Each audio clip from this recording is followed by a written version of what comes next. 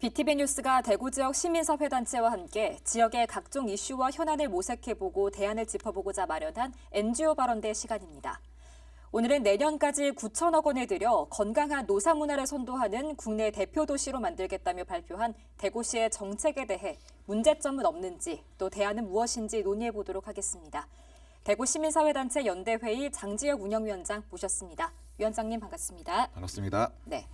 대구시가 1월 29일에 9천억 원을 들여서 2029년까지 노동자 권리보호 및 노사문화 선진도시로 나아가겠다는 정책을 발표했는데요. 어떤 정책들이 있는지 좀 짚어주시죠. 대구시가 총 9,198억을 들여서 29개 정책을 추진하겠다고 밝혔거든요. 네. 근데 그중에 21개 정책은 이미 기존에 하던 정책들이라서 뭐 아시는 분 아시고 제가 다 읽어드리면 또 시간이 오래 걸리니까 새롭게 신규로 도입되는 정책을 알려드리면 중소사업장 전담 노무사 제도를 운영하겠다. 그리고 작업복 세탁소를 운영하겠다. 그 다음에 표준 노동 지침을 확산하겠다. 그리고 지역과 고용산업의 실태 조사를 하겠다. 노사민정 고용 포럼을 활성화시키겠다.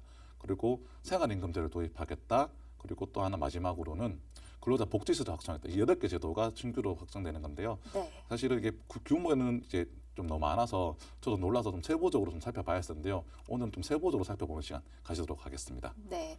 위원장님께서 보시기에는 이런 정책들 전체적으로 좀 어떻게 평가하시나요? 제가 아까 한 9,100억, 9,200억 정도 예산을 쓴다고 했잖아요. 저도 네. 놀라서 대구시장 이만큼의 재정 여력을 투입할 여력이 있나 생각했었거든요. 왜냐하면 작년에 세수가 부족하다 마다 이렇게 해서 예산 삭감하겠다 이런 논란들이 있었기 때문에 그래서 살펴보니까 실제로 새롭게 예산이 투입되는 분야는 거의 없었습니다. 새롭게 아까 말했던 8개 사업 제가 안내해 드렸는데 8개 사업에 투입된 예산은 206억이에요. 나머지 8,900억은 이미 있던 사업들입니다. 그래서 실제로 투입된 예산 206억 원 가량이고 과연 그렇다면 206억 원 들여서 이 사업들이 정말 효과를 거둘 수 있을 것인가 여기엔 좀 의문이 들 수밖에 없죠. 왜냐하면 이미 고용 문제, 노사 문제는 큰 문제잖아요. 이 큰 문제를 고작 5년 동안 200억이면 실제로 효과가 있을까? 이런 생각이 들었습니다.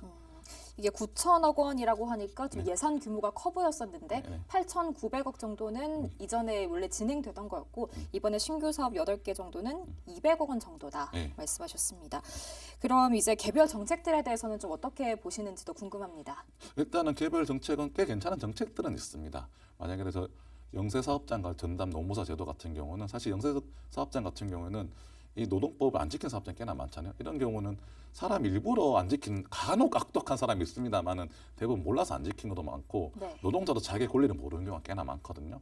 이런 관련해서 사실 이런 제도 노무사가 들어가서 그런 제도 안내하고 제도도 뭐 어떻게 노사관계 컨설팅하는 부분에서는 좋은 제도인데 이게 예산이 크지 않습니다. 예산이 5년간 2억 원이거든요. 실제로 대구에서 영세사업장 엄청나게 많은데 네. 과연 2억 원 정도 예산 규모 사업을 해서 얼만큼 효과가 있을지 제도 자체 설계는 좋지만 투입된 예산 너무 적다 이렇게 평가할 수 있을 것 같고요. 네. 그리고 작업복 세탁소 이거 좀 낯서신 분들 계실 텐데 작업복 세탁소는 어떤 거냐면 공단 지역에 보시면은 보통 공장에서 작업복 입고 일을 많이 하시잖아요. 네. 근데 이게 공장에서 뭐 이물질도 묻고 땀도 흘리고 하다 보면 쉽게 더러워지는데 이게 지금 많은 공장 현실이 지금 이 전용 세탁소가 없다 보니까 각자 알아서 빨아야 되는 구조입니다. 좀 불편하겠네요. 네. 그러면. 그래서 사실은 모든 일하시는 분들도 깨끗한 옷 입고 일하시고 싶잖아요. 사실 그런데 이런 게 잘 안 되다 보니까 문제가 돼서 하는 제도인데 제도 자체를 보면 상 좋은 제도인데 문제는 대구시가 너무 늦게 도입을 한다. 왜냐하면 이 제도는 이미 우리 인근 지역인 구미에서는 3년 전부터 시행하던 제도고 포항 같은 경우도 지금 올해 당장 도입하겠다라고 밝힌 제도거든요. 분명 우리 인근에 있는 지역은 또 아니지만 마산, 창원 같은 지역에서는 이미 5, 6년 전에 제도가 논의가 나왔고 이미 정착된 제도입니다. 이런 부분에서 좀 대구시가 굳이 빨리 같이 다른 지자체 호흡을 맞춰서 빨리 도입할 수 있는데 도입을 안 해서 좀 많이 아쉽다 이런 부분이 있었습니다. 네. 그리고 표준 노동 지침 확산 이 말이 좀 어렵긴 한데 쉽게 따지면 우리가 노동자를 고용하고 쓸 때 이럴 때 어떻게 한번 노동법 지킬 수 있을 것인가 이거 모르고 뭐 하시는 중소상공인들 꽤나 많으세요. 그런 분들한테 노동법을 어떻게 지키는지 꼭 지켜야 될 노동법이 무엇인지 이런 것들 가이드라인을 만들어서 배포하고 안내하겠다 하거든요. 이 제도 자체도 또 좋은데 이것도 아까 말한 것처럼 작업복 세탁소와 같이 너무 늦게 도입됐다. 왜냐하면 이미 대구 같은 경우는 뭐 편의점에 그 최저임금 지키지 않는 사업장들 몇 군데 나서 화제가 됐거든요. 네. 근데 이런 것들은 대구만 있던 문제는 아닙니다. 다른 지자체도 있던 문제는 다른 지자체는 어떻게 했냐. 광주광역시 같은 경우 이미 몇 년 전부터 구청이나 광역단체에서 나서서 이런 것도 꼭 지키셔야 됩니다. 행정 지도를 다 했어요. 그렇게 다 했기 때문에 그런 것도 다 지키게 된 거거든요.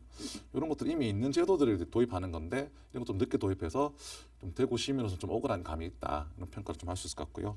제가 봤을 때 나머지 하나 제도는 또 생활임금제. 이게 사실은 신규 아까 도입된 예산이 200억 가량 중에 185억을 네. 투입하는 가장 신규 사업 중에 가장 큰 예산 규모가 큰데 제가 뭐 생활임금 제도를 제가 비판할 생각은 없습니다만 사실 생활임금 제도 도입하는 것도 좀 많이 아쉽습니다. 왜냐하면 생활임금 제도는 한 2011년, 12년 이미 10년 전부터 논의가 되던 제도고 지방자치단체에서는 도입되기 시작했습니다. 이미 그래서 한 2015년, 16년 지나면서 많은 지자체가 선택했던 제도거든요. 서울이나 경기도 같은 경우도 대구도 그때 마찬가지였습니다. 그 당시에는 권영진 시장님 계실 때인데 권영진 시장님 계실 때 시민 온탁위를 통해서 시민들이 원하는 정책 중에 하나 꼽힌 게 바로 이 생활임금제 도입이었습니다. 네. 근데 이게 이미 7, 8년 지난 다음 이제야 도입이 되는 거잖아요. 그동안 시민들도 원했고 노동조합도 원했고 시민단체들도 원했고 대구시장도 그 당시에 필요성을 인정했거든요. 근데 이게 제도가 이렇게 늦게 도입되는 단 측면에서 대구에서 좀 비판받아야 된다 그런 생각이 좀 들었고 뭐 개별적으로 다 살펴보면 제도 자체는 꽤나 괜찮은 제도들이 좀 있습니다. 하지만 너무 늦게 도입되는 정책들이 너무 많고 그리고 좋은 제도라고 할지라도 이게 예산이 써야지 효과를 발휘하는 거잖아요. 아까 말한 것처럼 예산이 너무 적다 보니까 정말 효과를 발휘할 것인가 이런 부분에서는 제가 좀 의구심을 가지고 있습니다. 이게 다른 지자체에서는 이미 몇 년 전부터 시행되던 게 대구에선 이제서야도 시행이 되려다 보니까 좀 늦은 감이 있다라고 말씀하셨습니다.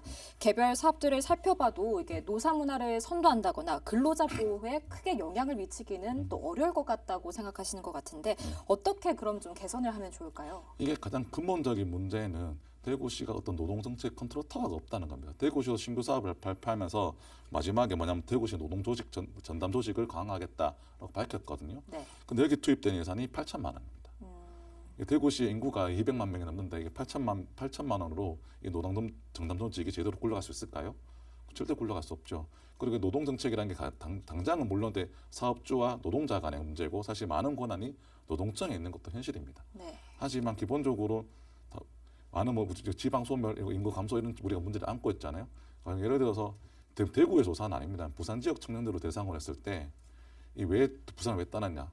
걱정하고 좋은 일자리가 없다는 거였거든요. 근데 여기에 대해서는 그럼 지자체가 대응을 해야 되는 문제고 기본적인 당장의 권한은 없더라도 또 시민의 권리를 지키는 게 지방자치단체 일입니다. 그런데 이런 노동 정책을 다루거나 통계를 내거나 이렇게 하는 조직이 없다 보니까 계속 방관해 왔던 거거든요.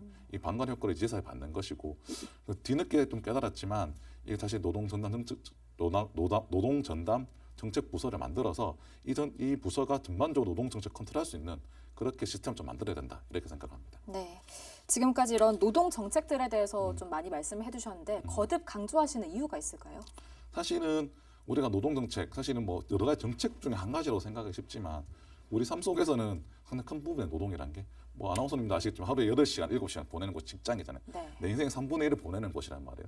그 시민들의 삶 속에서 3분의 1을 보내는 곳이 공간이기 때문에 이 정책이 매우 중요한 거거든요.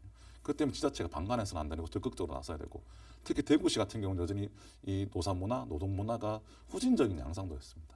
어떤 특정 기업에서는 노조를 만들었다는 이유로 그냥 단체 협상이나 어떤 행동도 없었는데도 불구하고 노조를 만들었다는 이유로 집단 해고를 했거든요. 사실 이런 것들은 노동청마저도 왜 그러시면 안 된다 말릴 정도의 일인데도 불구하고 이런 일이 버젓이 우리 지역사회에서 일어나고 있습니다. 이런 후진적인 이런 노동 문화, 노사 문화를 개척하기 위해서라도 문제를 해결해야 되고 그리고 아까 말한 것처럼 이 사람들의 삶 속에서 아주 중요한 문제이기 때문에 지자체의 우선 정책 순위에서 절대로 후순위로 둬서는 안 된다. 그렇기 때문에 제가 이 문제를 거듭해서 말씀드리는 거고 제가 대구시에 가서도 이런 것도 필요하다고 늘 주장하는 이유이기도 합니다. 네. 지방 소멸이 좀 가장 요즘 중요한 문제로 대두되고 있습니다. 지방 지역을 좀 떠나지 않기 위해서는 무엇보다도 중요한 게 일자리랑 이런 노동자의 보호가 아닐까 싶은데요. 이런 부분들이 좀 정책적으로 좀 확실하게 확립할 수 있길 바라보겠습니다.